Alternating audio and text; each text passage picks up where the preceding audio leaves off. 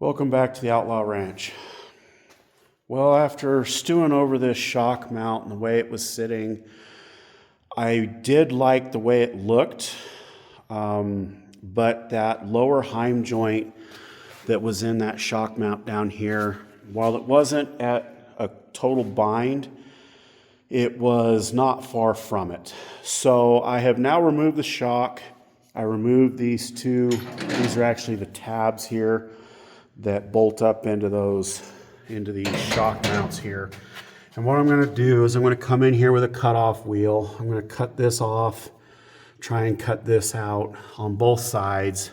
And then I think I'm going to come up into here and cut probably somewhere in this, the area of this hole here. And then this piece here will move up about where this one is, and we'll move that shock this way so it's a little bit more vertical. I think if I get that shock, so the shock was at almost 15 degrees, and I think if I get that shock closer to about 10-ish degrees, that would give that bottom heim joint plenty of room. The upper doesn't really need anything because it actually happens to be angled, with the travel of that shock. So that's what I'm going to try and do. We're going to cut that off and let's get some work done. Okay, as you can see, just a couple of minutes with the grinder, the cutoff wheel, we got that cut off and we didn't get into the frame here or anything, so that's still in good shape. I'm going to clean up what's left of these shock mounts here. It doesn't look like I cut into them too bad. So we'll get that cleaned up. I'll get that, cut off. I'll take them double check, but I think it's going to be cut off somewhere in that hole there. It doesn't do me any good to go too much lower because the thickness of this frame rail here, eventually it blends into the bed. And so it won't do me any good to go too far. But I think that 10 degrees or so would look pretty good. Also, if you guys buy these mechanics gloves, just be aware that when you are throwing a lot of sparks on them, they will burn through and melt. And then that stuff melts onto your skin. So it's a little painful, just something to think about. So yeah, let's get these shock mounts here cleaned up and cut down. Okay, so what I did was I took my little handy dandy angle finder here and I measured the actual bracket here and what degrees it was at. So it was at 68 degrees. So because I wanted the shocks closer to that 10-degree mark, what I did was I thought, well, I'll just add a few degrees to it. So take it from 68 to like 73. You can see I'm off 0.1. I don't think anybody's going to notice that. But I'm hoping that that would take that other 5 degrees out that I had with the other shock mount. So here's hoping. Now I'm going to go ahead and mount that shock back up in this bracket and put the shock back onto the axle with the lower shock mounts I have. They'll be good because it's still centered on that axle. And I will check the shock angle then and see how it looks with that bottom heim. I can keep moving this up.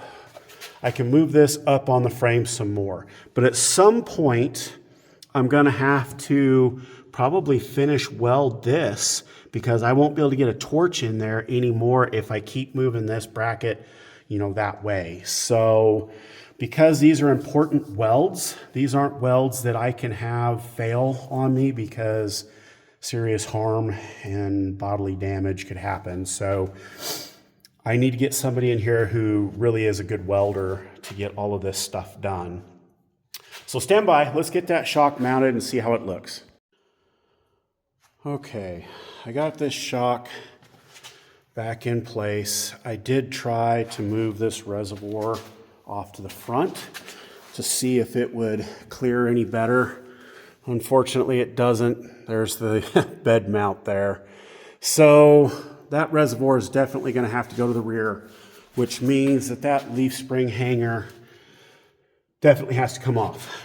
But if you remember, the shock was, when I had it measured the other way, it was at 14.8, almost 15 degrees. So if we take 15 from 90, we end up at 85. Now I'm at 75, so I did change that about 5 degrees.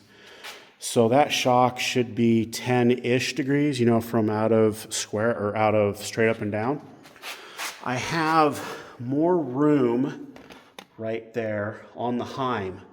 I have quite a bit more room that shock will now articulate over. And we still have to do different lower shock mounts, but that gives us the extra few degrees that I was looking for.